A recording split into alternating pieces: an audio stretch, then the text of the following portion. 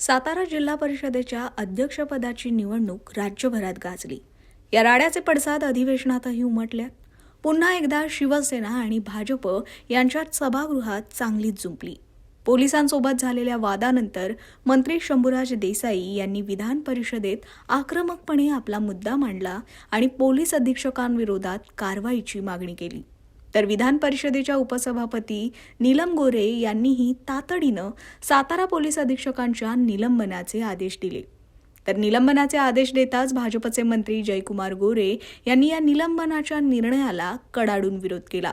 यावेळी काय घडलं पाहूयात। आम्ही 33 सदस्य मतदानाला चाललो। आमची बैठक एकत्र झाली, ठरलं उमेदवार अध्यक्षपदाचा कोण, उपाध्यक्षपदाचा कोण, आणि आम्ही त्या ठिकाणी निघालो। सन्मान्य अध्यक्ष महोदय, हे दोन सदस्य ज्यांच्यावर गुन्हा दाखल झाला, संदीप मांडवे आणि अनिल देसाई, हे आमच्याबरोबर बैठकीला होते। ज्यांचं अपहरण झालं म्हणून सांगितलं ते बापसाहेब शिंदे सदस्य राष्ट्रवादी काँग्रेस पक्षाचे आमच्याबरोबर होते। तिथं सुद्धा आमच्या बैठकीच्या ठिकाणी सन्मान्य सभापती महोदया 50 साध्या वेशातले पोलीस खाली होते। तुम्हाला अटकच करायची होती ना, आमच्या दोन सदस्यांना गुन्हा दाखल केलाय म्हणून। तिथं का नाही केली? का? 2000 शिवसैनिक तिथं होते खाली। तिथं नाही धाडस झालं पोलिसांचं आमच्या सदस्यांना हात लावायचं। मी, मान्य मकरंद पाटील, मान्य शशिकांत शिंदे आणि मान्य नितीन काका, आम्ही ह्या सदस्यांना घेऊन आम्हाला आपलाच चाललाय सगळा किस्सा। मंत्री महोदय, मला याच्यावर मला एक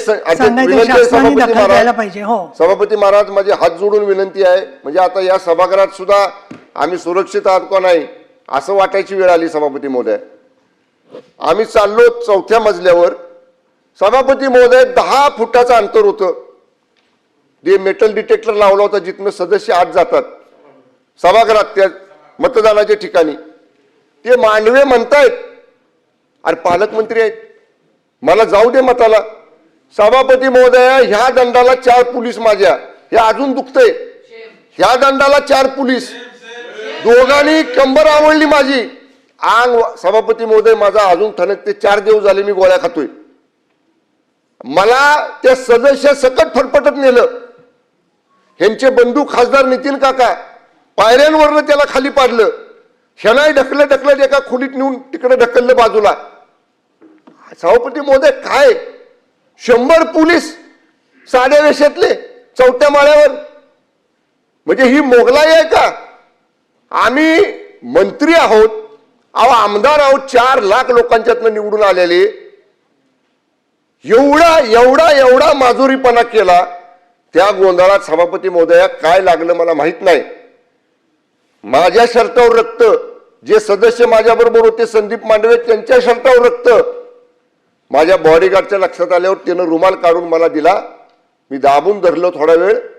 तोपर्यंत आमच्या दोन्ही सदस्याला पोलीस पळवत घेऊन गेले। सभागृहातून नेलं का तुमच्या? सभागृहाच्या अलीकडे त्या बॅरिक जे मेटल डिटेक्टर असते आत जायला लावलेलं, ते 5 फुटावर होतं। सभापती महोदय, मला एकच म्हणायचे सभापती महोदय, ह्या पोलिसांचं, आमची पार्टी मिटिंग होती तिथं 2000 आमचे कार्यकर्ते होते, तिथं धाडस झालं नाही। 4थ्या माळ्यावर भाजपचे सगळे कार्यकर्ते होते, भाजपचे 50 कार्यकर्ते तिथं, आमचा एक बी कार्यकर्ता सोडला नाही। आम्ही 4घच, हे मान्य मकरंद पाटील साहेब, मी, शशिकांत शिंदे आणि खासदार नितीन काका, आम्ही 4घच होतो। मला आजही रेकॉर्डवर आणायचंय, तुम्ही 100 पोलीस होताना 10 कार्यकर्ते आमचे शिवसेनेचे राष्ट्रवादीचे वर येऊ द्यायला पाहिजे। कसं तुम्ही घेऊन जाता ते बघितलं असतं। ते बरोबर नाही सभापती महोदय, न्याय द्या आम्हाला, न्याय। आम्ही कोणाकडे न्याय मागायचा? इथं आपल्याकडे मागणार आणि खाली मान्य अध्यक्षांकडे मागणार। त्यामुळे माझी विनंती आहे, तो SP जो वागलाय ना सभापती महोदय, पूर्ण एखाद्या घरगाड्यासारखा वागलाय। त्यामुळे आपण, माझी विनंती आहे, त्याला तात्काळ निलंबित करा, बडतर्फ करा सेवेतनं। आज त्याची निवृत्त हायकोर्ट जज मार्फत त्याची चौकशी करा। हा अन्याय आम्ही सहन करणार नाही।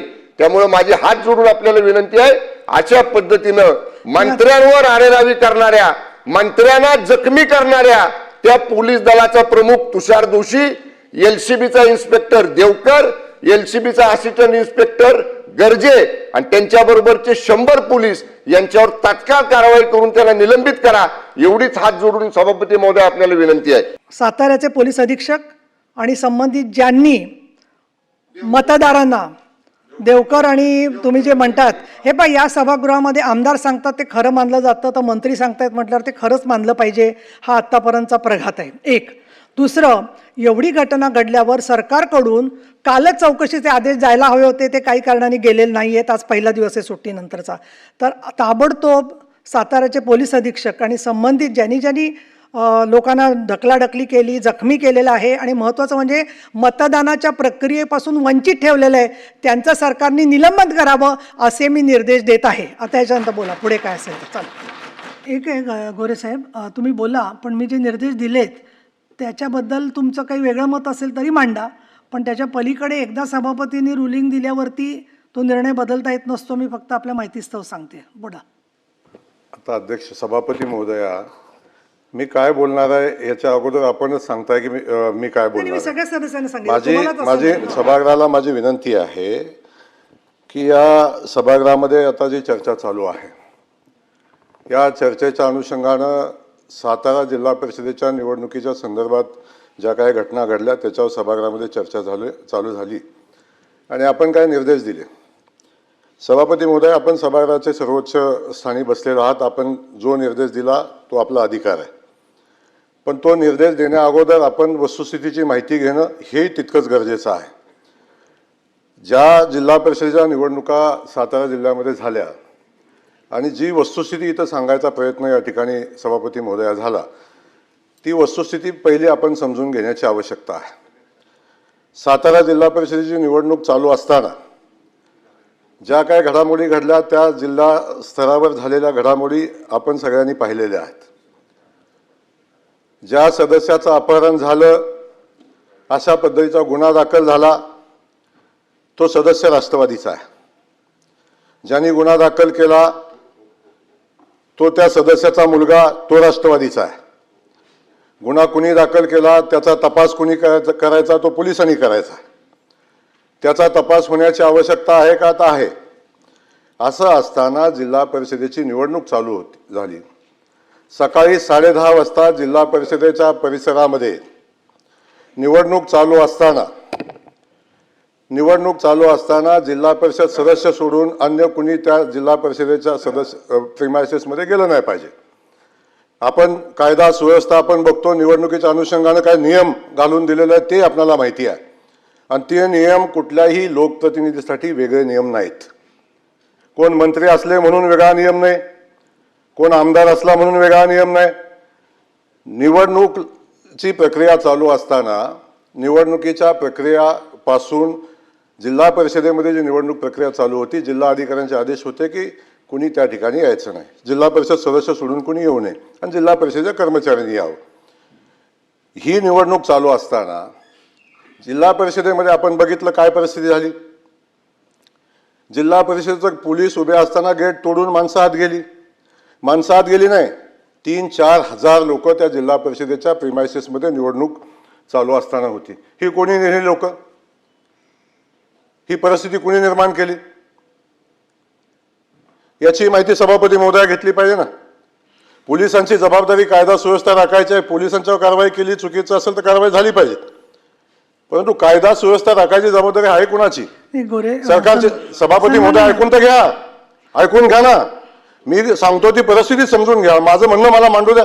बाकी तुम्ही जे निर्देश दिलेले आहेत तुम्ही सभागृहामध्ये ऐकून घेताय. माझाही मुद्दा, आमचंही म्हणणं ऐकून घेतलं पाहिजे ना. मी एक मिनिट, मी एवढं स्पष्टीकरण आपल्याला सांगते एवढ्यासाठी की कसं झालं, मग त्याच्यात आधी कोण गेलं, नंतर कोण गेलं, याच्यापेक्षा ज्या प्रकाराने आपले मतदारांना सभागृहामध्ये पोलिसांनी उचलून नेलं, अटक केली, त्याबद्दलची त्यांनी जी वस्तुस्थिती सांगितली ती तशी नाही आहे असं तुमचं म्हणणं असेल तर चौकशीत पुढे होईल.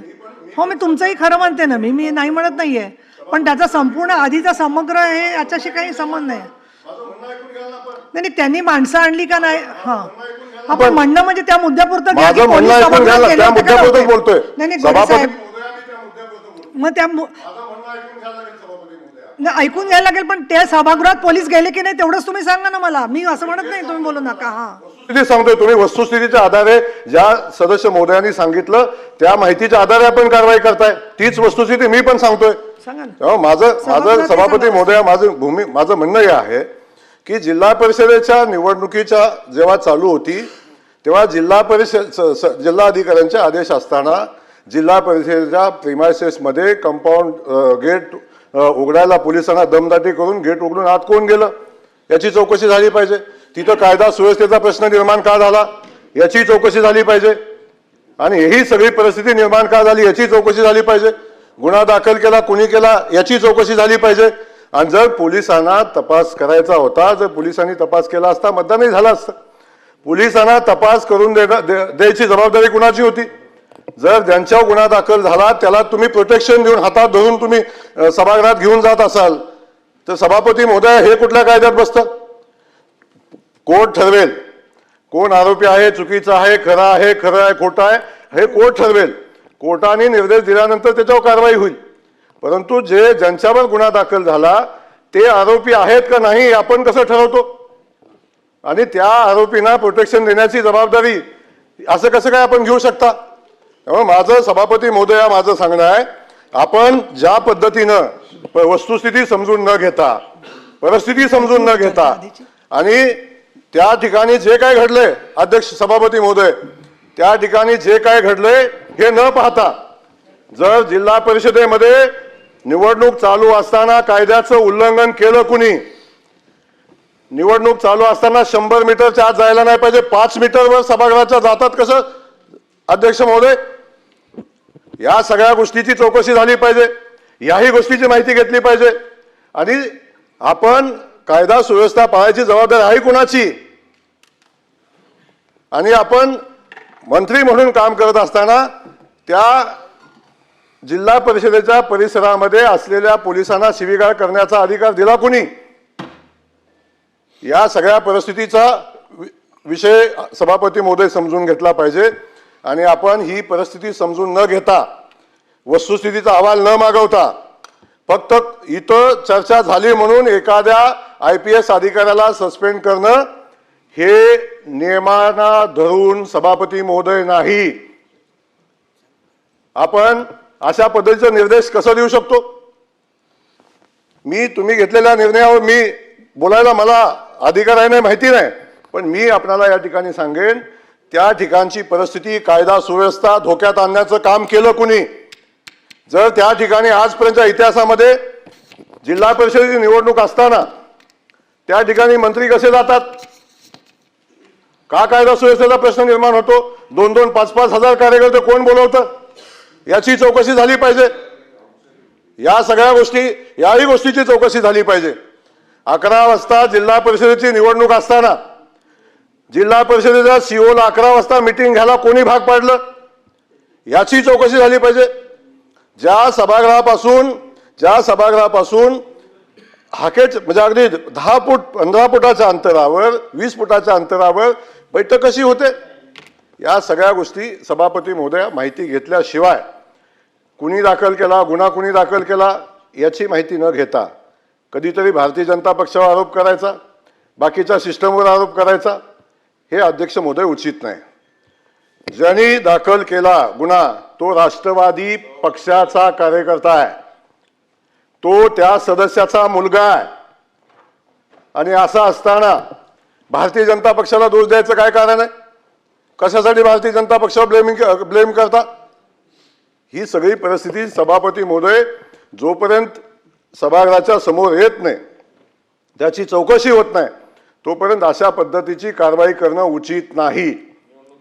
या सगळ्या परिस्थितीमध्ये अशा पद्धतीची भूमिका घेणं योग्य नाही. आणि सभापती महोदय एक आहे, सभापती महोदय या SP-चं जे आपण निलंबन केलंय त्याला तातडीनं स्थगिती देण्याची आवश्यकता आहे. निवडणुकीची प्रक्रिया आहे, निवडणूक बघेल सभापती महोदय. निवडणुकीमध्ये जी प्रक्रिया झाली ती निवडणूक स्थगित करण्याचा अधिकार इथं नाही सभापती महोदय. त्यामुळे सभापती महोदय अशा पद्धतीनं निवडणुकीच्या प्रिमायसेसमध्ये दहशत निर्माण करणं, स्वतःच्या ताकदीचा वापर करणं, मंत्रिपदाचा वापर करणं हे सभापती महोदय कुठल्याही नियमात बसत नाही. आपण का नियमाचं उल्लंघन केलं? का 5,000 माणसं सभापती महोदय त्या जिल्हा परिषदेमध्ये घुसली? 5-5 हजार माणसं जिल्हा परिषदेमध्ये जातात निवडणूक चालू असताना सभापती महोदय. अशा पद्धतीचं वातावरण तिथं निर्माण करायचा, कायदा सुव्यवस्थेचा प्रश्न निर्माण करायचा आणि त्या ठिकाणी तो प्रश्न निर्माण करून सभापती महोदय निवडणुकीच्या अनुषंगाने अशा पद्धतीचं वातावरण